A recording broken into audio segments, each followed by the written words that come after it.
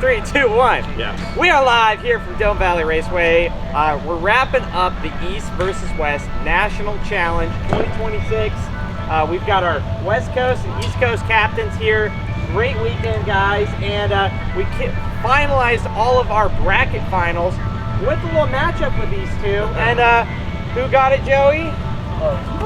This guy right here. Woo! West Coast taking it. West Coast is the best coast. Oh, our hearts. Right. Every now and again a blind squirrel. So that was our two final. Hey, hold on. I think everybody from the West Coast won the bracket classes today, right?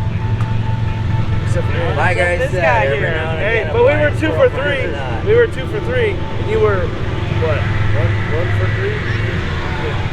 So we struggled a little bit. Oh, we struggled. You know, it's a home turf thing. Now we struggle. Home turf. Here we go. You guys kind of split the big classes. Pruitt Schultz taking top eliminator. Gary Mink showing up out of kind of nowhere. And Shout out to down. Gary May. Hell Yeah, man. Gary Very quite Mink. so. Yes. Very quite so. Some crazy passes this weekend. Absolutely. But again, how about Rick Ensign being, as we Close. counted, what? The number 6 car to ever go at 240 in top alcohol. Yeah. That was impressive. There's literally only 6 men that walk the earth that have gone faster than a 50. Absolutely. And now he's one of the 6. And one of them's actually a Jeep. Can you believe that? Yeah. Yeah. So very, very impressive. Rick, the only guy east of Mississippi to do it. Yes. Congratulations. And he gave me the run for his money in the Absolutely. final. It was cool. We all saw Great Gary final. come on the property, and we know Gary, especially Isaac and myself, Joey, we know he comes in Q4 off the trailer and always lays down a number 1 qualifier somewhere in that mid to low 40 range and usually walks away with the field. But, Rick coming all the way from Michigan, that's a car that we've really seen come together, and to go 248 against him in the final, That's pretty cool. it was pretty impressive to see that. It was a really close race, so just congratulations to Rick and the whole crew. And even Doug as well. He came out and ran down some good numbers here. Personal best for him as well, I believe. Yes. Yep, I believe so. And how about the Texas guys with top eliminator? Oh, yeah, Curtis sure. Grady takes out number 1 qualifier Vicky Hall in top eliminator. Ends up Number 2. Pruitt Schultz and Curtis Grady in the final. Cody Hoffman taking the only 4-cylinder in the field For sure. all the way to the semifinals. Those guys. On a double breakout And as well. yes, a double breakout. Yes. 41 to a 40. It was 294 with a 1 and 294 with a 4. Yes. So yes, That but close. They in January, Hoffman did run a fuel, and then about halfway through Saturday, they decided, you know what, it's really not heart friendly for us, and we don't have to beat on our stuff to run 94. And mind you, if you remember right, his dad wasn't no slouch. No. Not at all. No. He's kind of a legend No. of his own. So it Absolutely. was cool. It's cool to watch the kid get in the car and and go some rounds. Dad has a car being built, but it's kind of on the back burner. I was going to say, I've heard that before, and It's not getting this close. weekend. I'm It just is throwing getting that out close. there. It's getting very close, but things kind of take the back burner, and then he does a bunch of other stuff, and then he comes back to it. But yes, at some point, hopefully in 26, maybe in the early 27, there'll be 2 cars coming out of that camp, and they're not going to be ones that are going to be like, oh, it's just Hoffman. Maybe it'll be ready for East meets West 2027. That would be That awesome. was so. That would be fantastic. That would be I'd love to see amazing. that. I would love to see that. Yeah, kicked off our weekend. Pruitt Schultz taking the big win in the 8-car East meets West shootout on Thursday night, all East Coast final. Right there, him and Cameron Crew starting things off. So, and it was East Coast, West Coast, both the matchups in the semifinals. Yes. So that was impressive to get that rolling, and then to wrap up tonight. I mean, I don't know that you could ask for a whole lot more as far as that goes. Yeah, you could, man. Come on. You were 50% in finals. That sucks. I was 100%, I was 100%, baby. Good thing you didn't have to race after that, because you would have been sitting. No. My dad, someone's knife or a flat-bladed screwdriver to start that one for sure. Well, we will have we will have a full recap of the East vs. West National Challenge on the next episode of Paddle Talk, which will be filmed next week. We're gonna take a little week off here. It's been a long 4 days, but we're gonna turn things over to Timeless Photography and Throttle and Dirt Media. These guys are out here and doing awesome interviews, photos, videos of everything. So take it away. Definitely. Take it away. Definitely. Thank you guys very, very much and everything. And again, 2 captains. Couldn't have had a better showdown at the end there. 0.02 of a second difference. Unfortunately, us East Coasters kind of have to go home with their tails tucked, unfortunately. But things happen and everything, and next year and everything, you get to come play on our track and everything. So it's quite a difference, and we will give hats off to out here and everything. You guys do have one of the fastest racetracks out here. We were blown away by how friendly the environment is. It's everywhere and everything, and this is what we promote and everything, is due to the fact that this is a family sport from the young toddler age all the way up to older people and everything. We have some seniors back at home and everything that are putting the lay down to some of the young kids and everything. They might not have the fastest, but they can tree you out the hole all day long, and seeing some different style monsters out here. Of course, I can't remember his name off the top of me, but the twin turbo monster and everything. Jason Van Der Waal. Jason, yeah, very fast car and everything. He ended up taking home our $100 and everything for the craziest pass when he took out pretty much half the middle court and everything, and he had to reset up the beams. But very crazy unit and everything. And we thank World Sand Drag News and everything for coming out and also helping. You guys do some really great sports by following this event. Like I was explaining to a lot of people out here, we don't 100% follow this group, but we are coming in and trying to help promote to make this a bigger sport for everybody. If you guys want more news on the sand drag world, definitely give these guys a follow. These guys pretty much are at every track for the most part that they can possibly be at, and they'll get you your times and the winter boards and everything like that, which we will as well. They're going to have it a lot faster than we will and everything, and they get a little bit more up close and depth with these cars and everything that we can put out. But again, we love to interview and get these people to talk about their mean machines and what they're capable of doing. And again, thank you all on the West Coast for inviting us out here, and we hope to see you up in Michigan next year and everything. And maybe our captain over here might make a win out there. Little redemption would be nice. Yeah. I have to live with this for like a year and a half. Hell yeah, you do. It's not going over You messed very well up. for me. And kind of to elaborate on like the whole family thing, we had a West Coast racer actually new today that needed a fuel pump. I think it actually was yesterday. Yes, yesterday. Fauché needed a fuel pump, and actually I want to say someone from the East Coast actually had one in the box. Dan Longnecker had one in the trailer and was more than happy. He says, he goes, I wouldn't even taken money for it, but the guy offered. He goes, I was just wanting him to get going again, and that's what it's all about. The cool thing. It's yes, one person Fauché lives in Banning, California, like not far from where I live. And this guy lives, where's he from?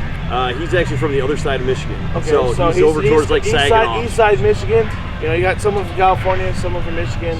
Yes, they might race each other, they might not. Doesn't matter. But hey, I need a fuel pump. I got it. I'll give it to you. You know, and he didn't, like I said, he didn't want to take any money for it. I actually stood out here and watched Jared go, no, you're going to take something for you. You know? We love that about the sport. We absolutely love it. So on a fast recap and everything, we'll start down the line here. We'll work down. What do you guys love about what the East versus West? What did you guys think about this event, and what surprised you the most? Sure, yeah. I think just the best part about it was seeing so many of the East Coast guys that I haven't had the pleasure of meeting yet. Knowing them on Facebook, but getting to meet them in person was really cool. Getting to see these two after all the smack talk that we had come to fruition, I thought that was super cool. And as we talked about, Jason Van Der Waal with that four-wheel drive, it's pretty cool. Misguided Missile, twin turbo Hemi. That was a very impressive car. You know, great weekend for my own racing program too. With Minx Racing, we had some struggles, but got some wins, got some second places, and you know, we're on to the next one for the point series here at Dome Valley. Definitely. And for me, I basically asked everybody that ran the East versus West Thursday night, did you guys have fun? And I'll tell you, every person that I asked said that's probably the most fun they've had in a long time. Yes, West didn't win. Yes, East won. You'll have to live with that for a year and a half. But it ain't gonna be as bad as me kicking your ass for that big ass check. So, but other than that, I mean, it went back and forth. I mean, in most finals, with the exception of, I think Top E was, call them East, whatever you want to call them, but it was East versus West. Yeah. You know, I mean, Pro 3 was 2 West guys, David Root and Charlie Johnson. You know, David just got his kind of car back together. He had some steering problems the end of last year, so he's kind of getting his car figured out. Charlie is just Charlie. So I feel like, I mean, for coming into the fruits of your tradition, like you were talking about, you know, it being something that's just a pipe dream, you know, and it came to this, you know, and it's not like, I'll tell you, I kept Esteban, hey, I need this. And I mean, I'll tell you, I'm parked in the North 40, way the hell down there. There wasn't very many spots open. Nope. Definitely a full house. Very cool. Yeah, it was very full. I house. think there was only two spots left and everything in this entire camp and everything. And it was cool. It was like quite I said, crazy. It's a lot of hard work, you know. Thank you for putting everything together. Well, Esteban going with you and kind of tagging up and going. But yes, I feel like this sport needs something like this because it makes it kind of go look forward to something, you know. Like It's not just the local brackets anymore. It's not local bracket racing. Like I told you, Meek's on his way. He kept telling me, "Well, he ain't here yet. He ain't here yet." And then Q4, guess who comes rolling his butt right up here, baby? I've heard that shit a couple years now where Meek's gonna show up and he didn't show up, and by God, that dude showed up and he laid it down tonight. He was a badass. You know, and then, you know, hats off also to Paul Taylor. Paul Taylor hasn't run that car in 7 years. It's literally sat in his garage, driveway, trailer, whatever. And I was actually at Eric Hickey's camp, and he come walking up, and I'm like, "What are you doing here?" And he had a car. And he had his tag in his hand. He goes, "Well, I thought I'd see if I could still do this again." It was him, his dad, his brother, and his grandson. How cool is that? Just them. They rolled in here, off the trailer, goes 98 with a 0. Nice. As if he's never skipped a beat. Yeah. Nothing. That's cool. You know, watching Insing kind of, I'm not going to say Insing struggled, but he progressed, and then it was like, all right, boys, we're in the final against Goliath. I guess you'd call it Goliath. You know, we're gonna throw the hammer at it and see what happens. And that was probably, besides our final, it was probably one of the best finals that was here this weekend. Definitely. How about you, Isaac? What was your ideas? You know what, man? I'm just happy that this event happened. I mean, this really brings back, Johnny will speak to this, I'm sure, too, back when we were a lot younger, the old school East meets West races that we used to have. You know, I remember the guys coming up being, you know, Larry Wagner putting in money to make sure the West Coast guys could get to Michigan. This is the type of thing I remember seeing so many of the West Coast guys that I know this weekend, getting to see them again and just kind of reconnecting and remembering how good of racers there are out here, seeing all the cars. I loved it. It was fantastic. I think it lived up to every bit of the hype that was out there. If you weren't here, you missed it. I mean, that's all I could say. And also, if you weren't here, 2027 is going to be here before you know it. It's time to start getting your stuff ready because that is going to be one heck of a race.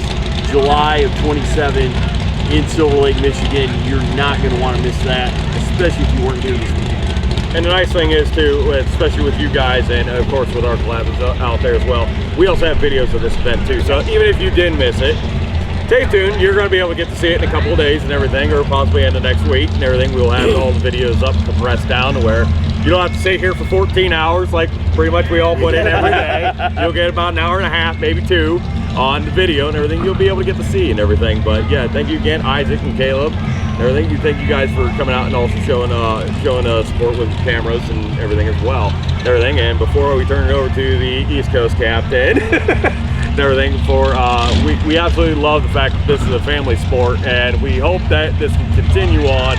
We can grow this much, much larger and everything. And as you can hear in the background, we got people still rolling around with their units and everything. It's still a family sport. It's quite a wonderful event out here. If you haven't seen one of these units, get out here, see one of these things kick dirt down the track. the videos don't lie. These guys are throwing pounds of dirt off of the starting lines from these paddle tires on these mean machines and everything. So that, I'm gonna turn it over to the East Coast captain and everything and let him make a few jabs on his own. You know, I'm not going to jab the big guy too much. I had a good time this weekend. It was kind of a dream of mine to do this again. It was something I've remembered as a kid, and I wanted to bring that memory back to the rest of the people here. Give them new memories, something that we could do again, and it worked, and it worked great. And yeah, I can't say enough about the facility, the people, everybody I've met. I've had people, like Joey said, from the West Camp giving me parts to get this pile down the track, you know?